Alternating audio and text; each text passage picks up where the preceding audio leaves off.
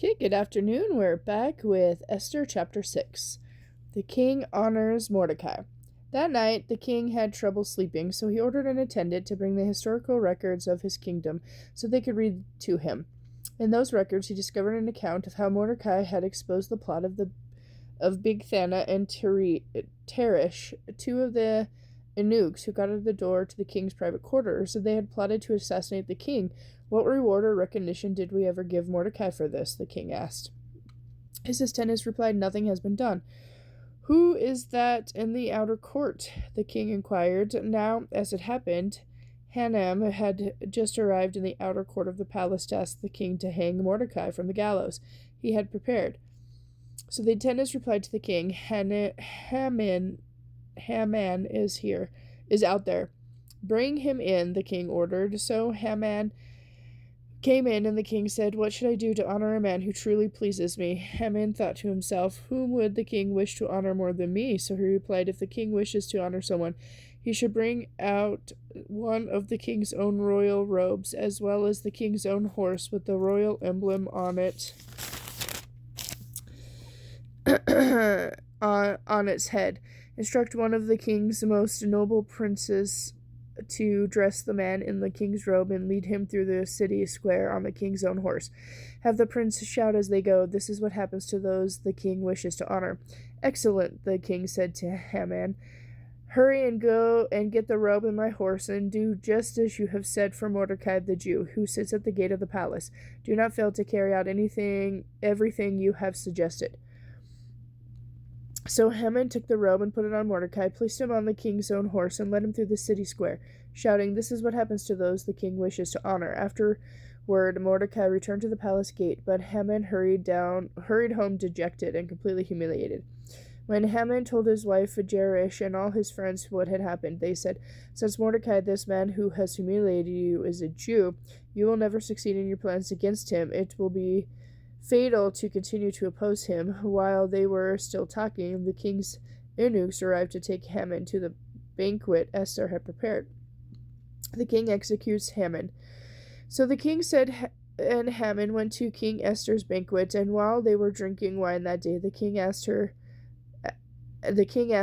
Tell me what you want, Queen Esther. What is your request? I will give it to you, even if it is half the kingdom. So Queen Esther replied, If your majesty is pleased with me and wants to grant my request, my petition is that my life and the lives of my people will be spared. For my people and I have been sold to those who would kill, slaughter, and annihilate us. If we had only been sold as slaves, I could remain quiet, for that would have been a matter too trivial to warrant disturbing the king. Who would do such a thing? King Xerxes demanded. Who would dare touch you? Esther replied, This wicked Haman is our enemy. Haman grew pale with fright before the king and queen. Then the king jumped to his feet and in rage went out into the palace garden. But Haman stayed behind to plead for his life with Queen Esther, for he knew that he was doomed. In despair, he fell on the couch where Queen Esther was reclining, just as the king returned from the palace garden. Will he even assault the queen right here in the palace before my very eyes? The king roared. And as soon as the king spoke, his attendants covered Haman's face, signaling his doom.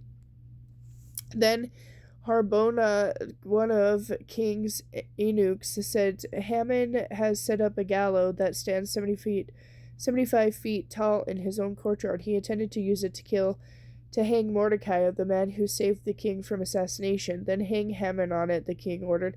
So they hanged Haman on the gallows he had set up for Mordecai, and the king's anger was pacified.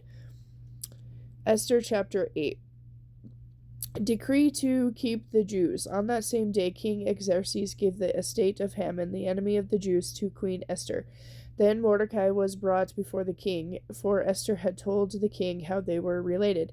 The king took off his signet ring, which he had taken back from Haman, and gave it to Mordecai, and Esther appointed Mordecai to be in charge of Haman's property. Now once more Esther came before the king, falling down at his feet and begging him with tears to stop Haman's evil plot against the Jews. Again the king held out the golden scepter to Esther. So she rose and stood before him and said, If your majesty is pleased with me, and if he thinks it is right to send out a decree reversing Haman's orders to destroy the Jews throughout all the provinces of the king. For how can I endure to see my people and my family slaughtered and destroyed? Then King Xerxes said to Queen Esther and Mordecai the Jew, I have given Esther the estate of Haman, and he has been hanged on the gallows because he tried to destroy the Jews. Now go ahead and send a message to the Jews in the king's name, telling them whatever they want and seal it with the king's signet ring. But remember that whatever is written in the king's name and sealed with his ring can never be revoked. So on June 25th, the king's secretaries were summoned. As Mordecai dictated, they wrote a decree to the Jews and to the princes, governors, and local officials of all the 127 provinces stretching from India to Ethiopia. The decree was written in the scripts and languages of all the peoples of the empire, including the Jews. Mordecai wrote in the name of King Xerxes and sealed the message with the king's signet ring. He sent the letters by swift messenger, who rode horses especially bred for the king's service. The king's decree gave the Jews in every city authority to unite to defend their lives. They were allowed to kill, slaughter, and annihilate anyone of any nationality or province who might attack them or their children and wives, and to take the property of their enemies. The day chosen for the event throughout all the provinces of King Xerxes was March 7th of the next year. A copy of this decree was to be recognized as law in every province and proclaimed to all the people. That way, the Jews would be ready on that day to take revenge on their enemies.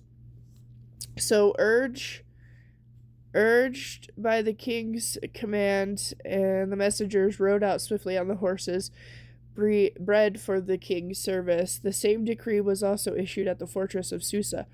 Then Mordecai put on the royal robe of blue and white and the great crown of gold, and he wore the outer cloak of first fine linen and purple, and the people of Susa celebrated the new decree. The Jews were filled with joy and gladness and were honored everywhere. In every city and province, wherever the king's decree arrived, the Jews rejoiced and had a great celebration, and declared a public festival and holiday. And many of the people of the land became Jews themselves, for they feared what the Jews might do to them. Okay, and with that, I'll be back later with chapter 9.